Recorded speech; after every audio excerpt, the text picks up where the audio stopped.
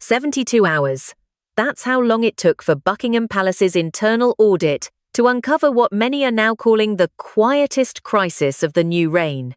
3 priceless heirlooms belonging to the late Queen Elizabeth II, the sapphire pendant, the emerald coronet, and the coronation brooch, were flagged as temporarily relocated under an outdated clearance code.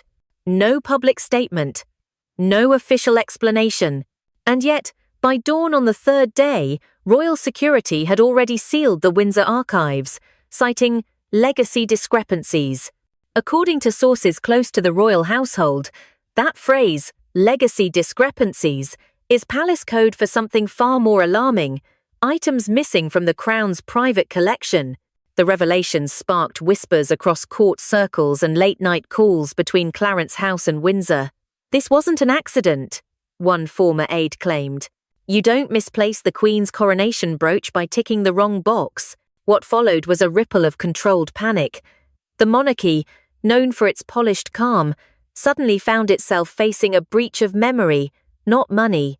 The missing pieces weren't just jewels, they were fragments of Elizabeth's personal legacy, worn during state visits, private anniversaries, and, in one case, the memorial for Prince Philip.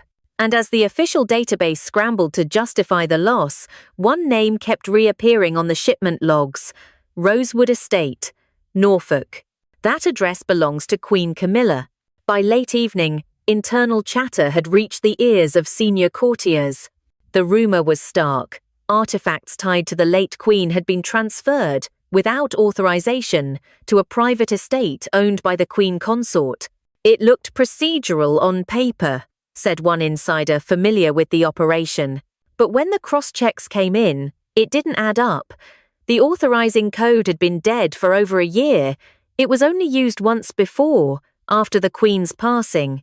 Inside Windsor's marble corridors, a single line from the archives logbook became the center of attention. Signature, E2, R, original ink. Yet beside it was a new annotation, digitally added, marked, approved for preservation, Albemarle Heritage Consultants. The company, now defunct, was once used to move royal exhibits for overseas events. But this time, the route traced toward Norfolk, not a museum. Observers say this was the precise moment when palace discretion turned into suspicion. Every object in the Crown collection has a record, a signature, and a purpose. To move one without oversight is an error. To move 3, all tied to the late monarch, is something else entirely. Within the palace walls, there was no public outburst, no confrontation, only a quiet exchange of looks and locked doors. But outside, whispers had already begun. Had the Queen consort taken possession of jewels that never officially left the late Queen's ownership? A senior royal correspondent told us bluntly. If that's true, we're not talking about theft, we're talking about rewriting history. And in a monarchy built on memory, that's a far more dangerous act. Because somewhere deep inside Windsor, a young sergeant named Nathan Corbin was about to discover exactly how far this trail went and who had the power to bury it. Nathan Corbin wasn't a palace insider. Not really. He was a soldier turned archivist, one of the quiet men who patrol the Windsor basements when the rest of the kingdom sleeps. His duty was simple: maintain the digital logs of the Crown's legacy collection, verify authenticity, and ensure that nothing ever left the vault without a trace.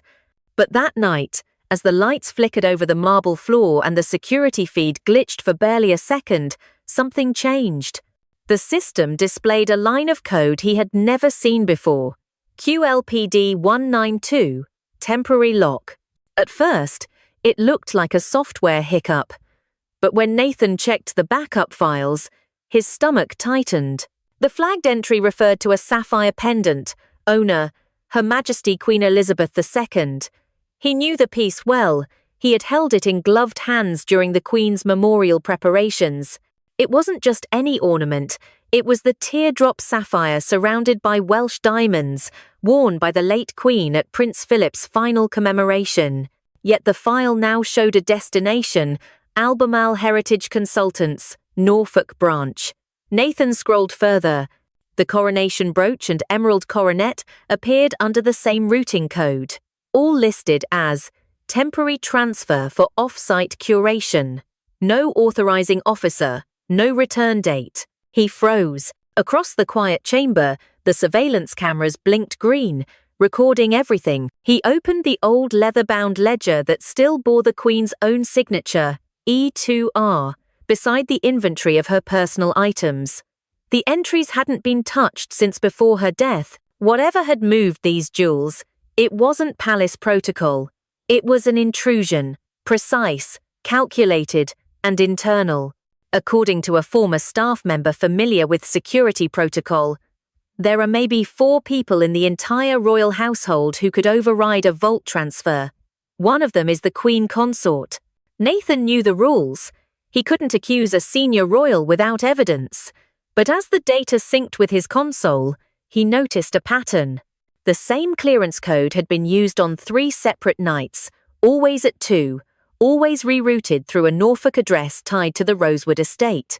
That was no clerical error. He printed the files, sealed them in an unmarked envelope, and left the chamber before dawn. By mid-morning, Nathan was sitting across from Lady Caroline Whitby, an aging archivist who had served both Queen Elizabeth and Princess Anne. Her office smelled of tea and paper dust, the quiet air of someone who knew the weight of secrets. When Nathan slid the file across her desk, she didn't touch it immediately. She simply stared, her fingers hovering above the printouts as if recognizing a ghost. "Albemarle?" she murmured. "That authorization was decommissioned after the funeral. Who revived it?" "That's what I'm trying to find out," Nathan replied.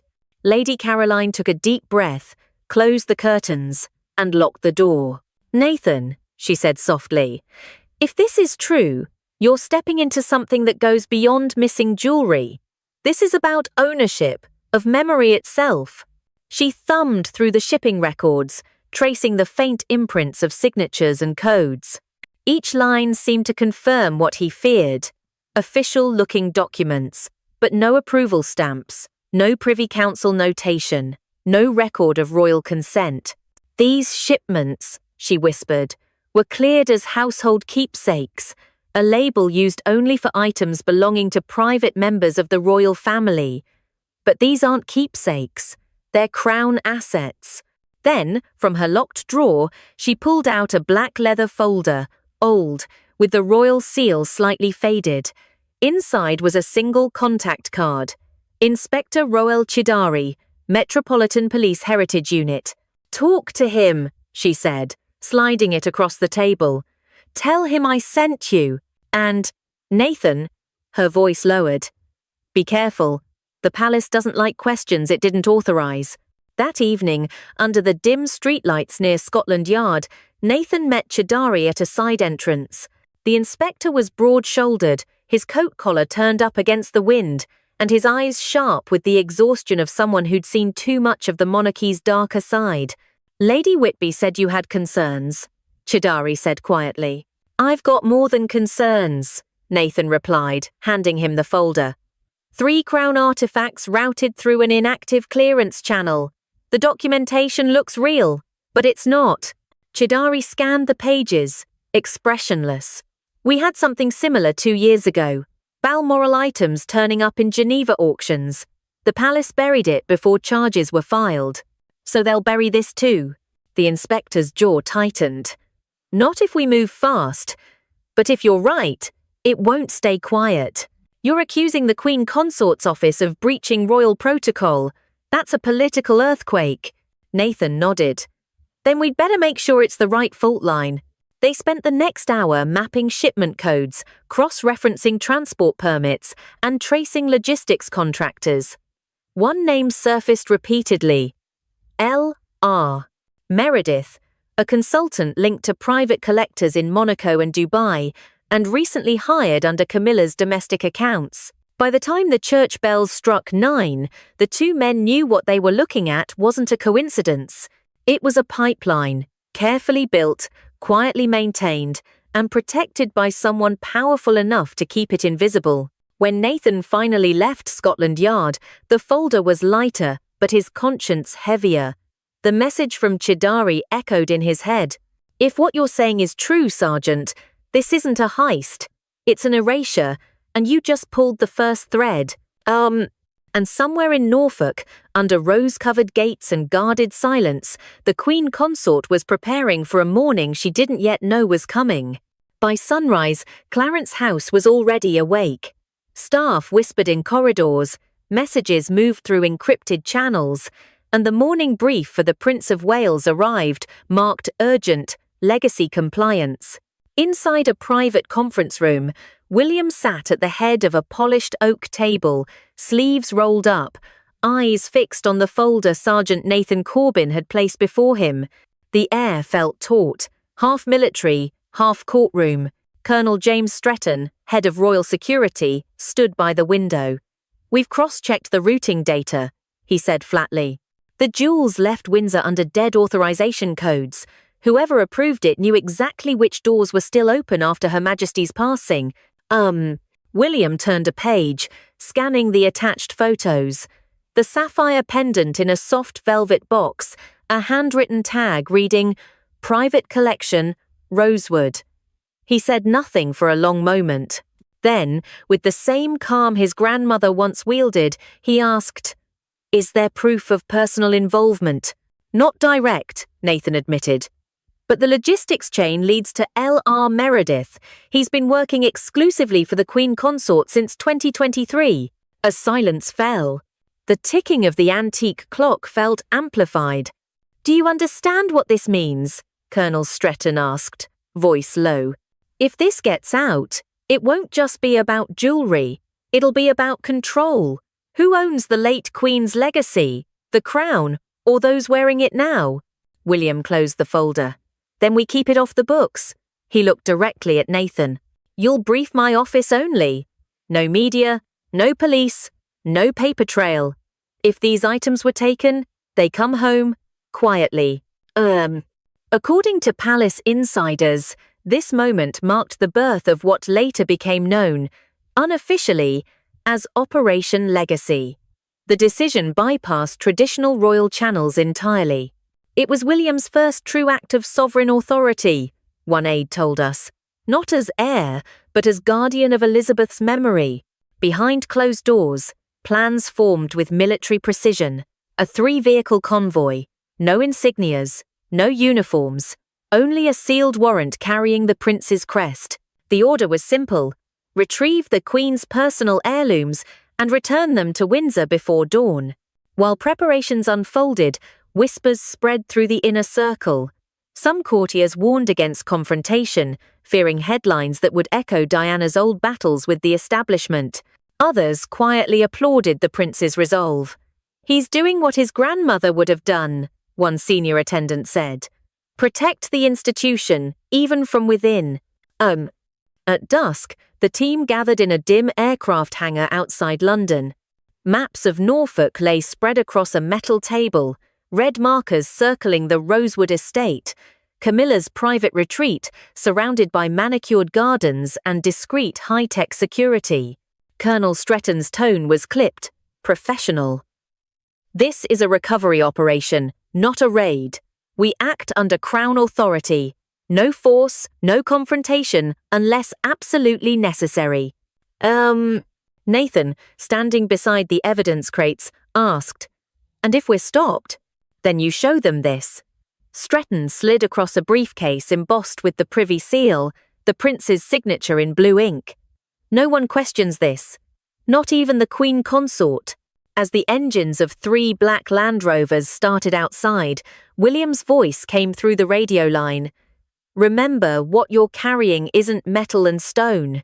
It's her story. Bring it back intact." And full. The convoy moved at midnight. Headlights dimmed, tires whispering over the wet tarmac. According to a former royal aide who later spoke under condition of anonymity, that night was pure theatre and duty in one. It felt like the monarchy reclaiming itself, but in silence. Somewhere above the countryside, a single helicopter tracked their route, flying low under the radar. Inside, William watched the glowing map on a tablet, every dot representing one of his men. He didn't blink, the aide recalled. It wasn't anger, it was purpose. You could tell this wasn't about politics, it was personal. By 2, the rosewood gates came into view, elegant, rose-covered, deceptively peaceful. The estate was quiet, the guards unarmed, the lights soft behind curtained windows. From that moment, everything happened in precise choreography.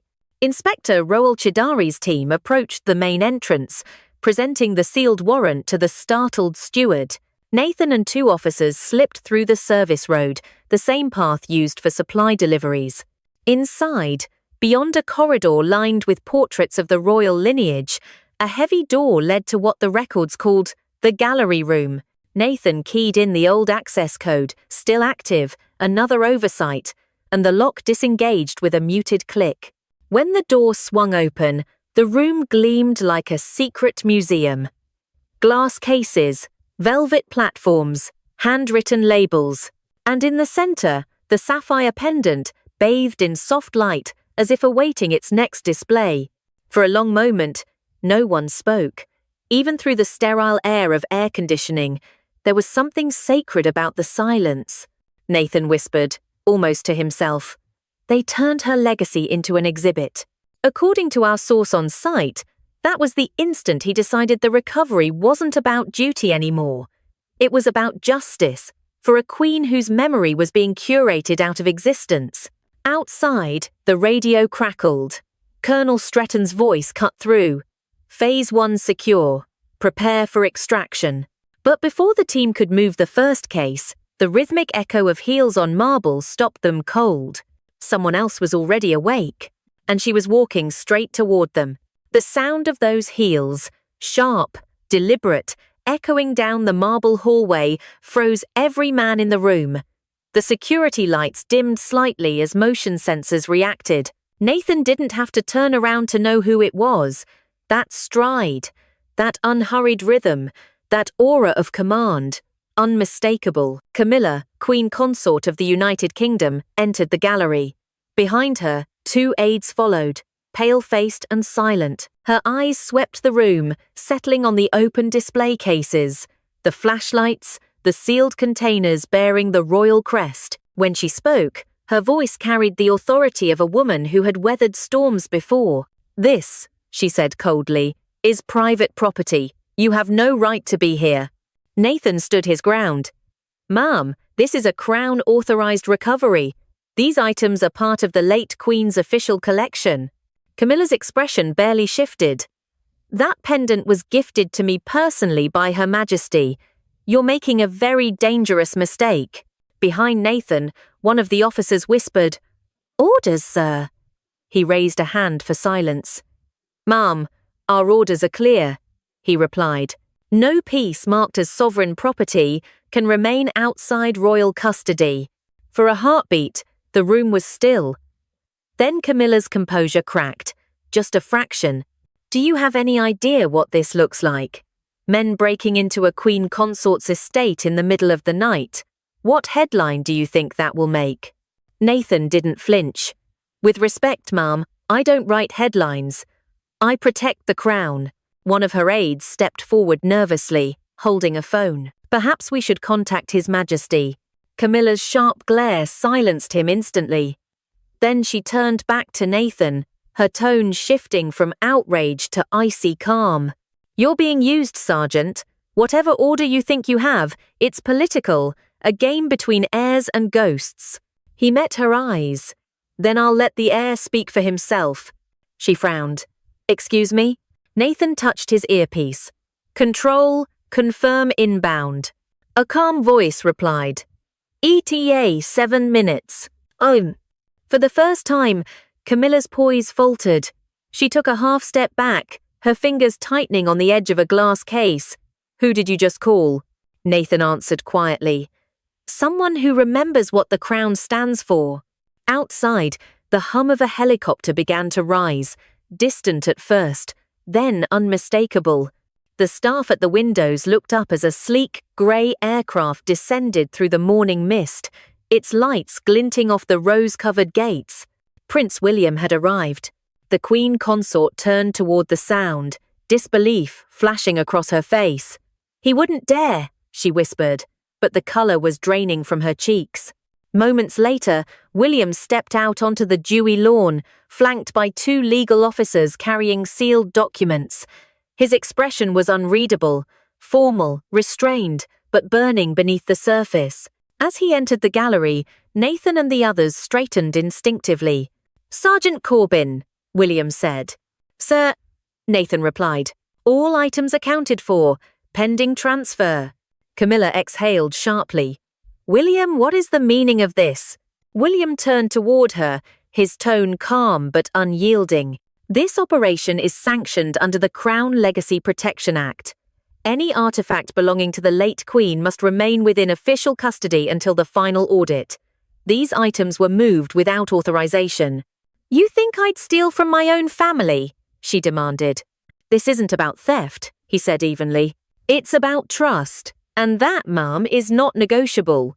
One of the legal officers stepped forward, reading the formal decree aloud. The language was clinical, precise: repatriation of Crown artifacts, temporary suspension of personal claims, oversight by the Office of the Prince of Wales. Camilla's hands trembled slightly as she folded them in front of her. "You've gone too far, William," she said quietly. "Your grandmother would never have sanctioned this kind of spectacle.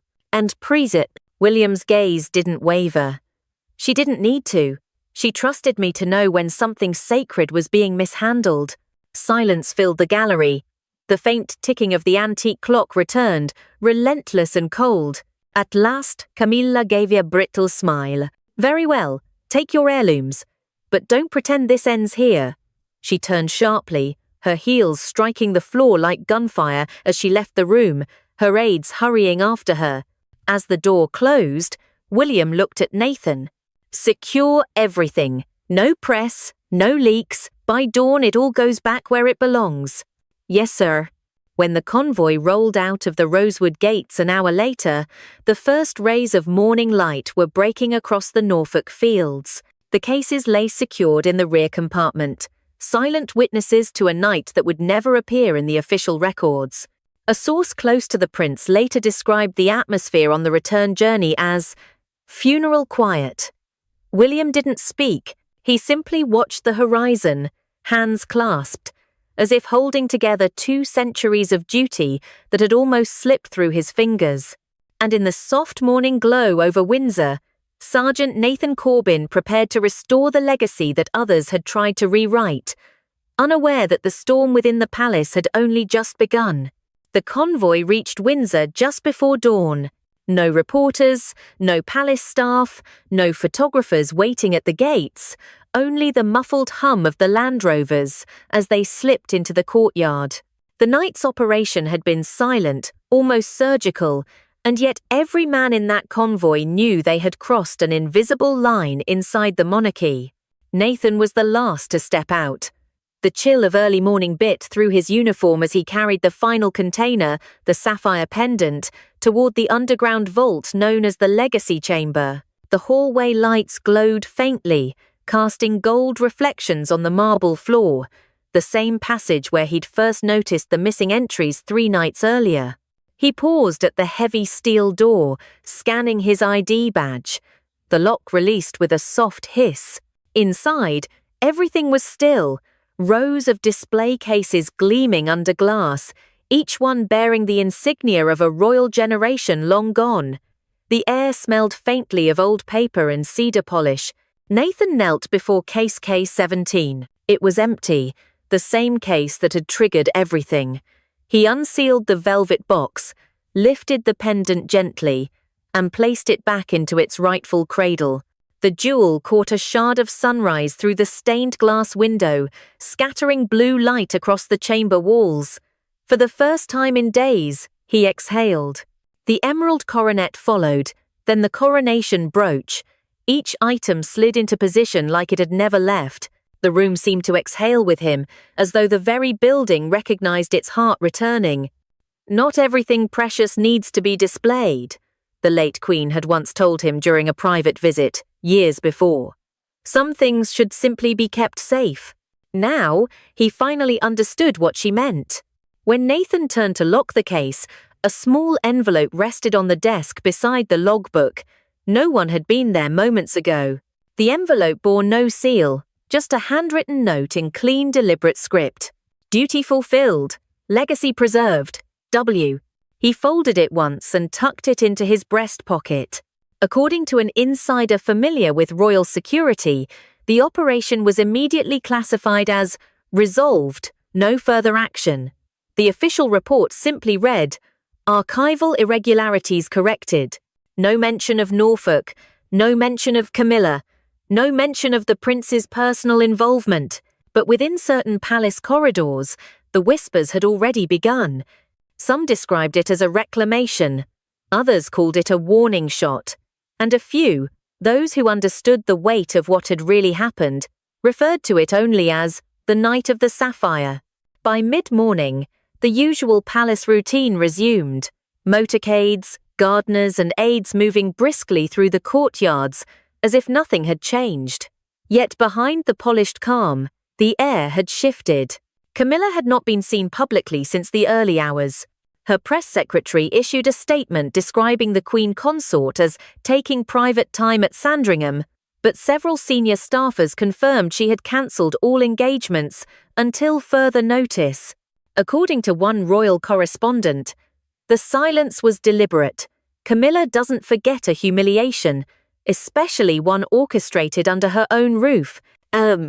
Meanwhile, in Clarence House, Prince William attended his morning brief with the same composure as always. But those present noticed he seemed more withdrawn, his replies clipped, his eyes distant. He'd done the right thing, a close aide said. But it was the kind of right thing that costs you something invisible. By evening, the restored artifacts were quietly re-entered into the Crown's official database. Their digital status changed from preservation pending to custody confirmed. No one outside the tightest inner circle ever saw the amended records. Nathan, back at his post in the lower archive, finished his shift as the bells of St. George's Chapel rang across the grounds. When he left, he didn't look back at the vault, not because he didn't care, but because he understood that caring too much was dangerous in a world built on discretion. Later that night, when the palace lights dimmed and the corridors fell silent again, one question lingered across Royal Watch forums and late-night talk shows alike. Had the Crown just protected its legacy, or rewritten it? Even the most seasoned commentators couldn't agree. Some framed it as a victory for tradition, a necessary act to restore order after months of internal disarray. Others whispered of overreach, a sign that William was stepping into his future role not as a symbol, but as an enforcer. And somewhere behind closed doors, the Queen Consort read the headlines on her tablet, lips pressed into a thin line. She knew better than to respond publicly. Revenge in the royal household never arrived with press statements, it came in gestures, appointments, and silences. By the end of the week, one thing was certain. The jewels were back in Windsor, but the equilibrium of the palace had shifted. The invisible war between memory and power had only just begun, because, as one insider put it bluntly to the Mail, that night, William didn't just reclaim the Queen's jewels, he reclaimed her authority. And Camilla, she won't let that go unanswered. The next move, as history has always shown, would not come in the daylight. By the end of that tense week, Windsor appeared calm again, at least on the surface. The press had moved on, headlines shifted towards seasonal charity events and royal engagements. But beneath the polished facade, insiders described a chill settling across the palace like frost. Every public smile was measured, every conversation weighed. Prince William resumed his duties as if nothing extraordinary had happened. His schedule was filled with visits, briefings, photo ops, the usual dance of monarchy. Yet aides close to him noticed a difference. "He's quieter now," one said. Not distant, just deliberate, like someone who's seen what loyalty really costs. Meanwhile, Queen Camilla's absence stretched from days into weeks. Reports claimed she had retreated to Raymil House, her private residence in Wiltshire. Officially, she was resting. Unofficially, sources suggested she was furious. One veteran royal correspondent described her mood as a calm before something calculated. "She's not one to explode," the insider explained. "She waits, and when she acts, it's through influence, a whisper in the right ear, a change in the guest list, a new face on the communications team. That's how the game is played." In the months that followed, small shifts began to appear. 2 senior aides quietly reassigned, a trusted security liaison transferred to another department. Even Lady Caroline Whitby, the archivist who had first advised Nathan, announced an early retirement. The palace called it routine restructuring, but those who knew better called it containment. Nathan Corbyn kept his post, though his responsibilities were subtly reduced, no longer overseeing the legacy database, only general inventory. He didn't protest, he'd done his duty. Still, every time he walked past the sealed vault, he wondered if the operation had truly preserved anything or merely postponed the next crisis. The jewels remained locked behind glass, untouchable. Yet their story had already changed. What was once a tale of heritage had become a quiet symbol of conflict, of a monarchy struggling to protect its past from those shaping its future. By summer, the whispers began again. This time, about a new initiative from the Queen Consort's office, a private exhibition of royal heirlooms, planned for select guests in Europe. The official line was that it aimed to celebrate the artistry of the crown jewels. But among insiders, the reaction was colder. "She's sending a message," one said. "You can take the jewels, but not the stage." And so, the legacy battle continued, not with raids or decrees, but with diplomacy, image, and silence. As one commentator wrote for the Evening Ledger, "Every generation of the monarchy fights the same war between reverence and relevance." The night William acted, he chose reverence, but the next chapter will decide if reverence can survive revenge. The question now hangs heavier than ever. Will the crown's memory outlast its rivalries, or will legacy itself become the next battlefield? If you believe some histories must be protected, no matter the cost, like, subscribe, and stay with us. Because what's coming next inside the palace walls might change the royal story forever. Thank you for watching, and remember, every crown has its shadows.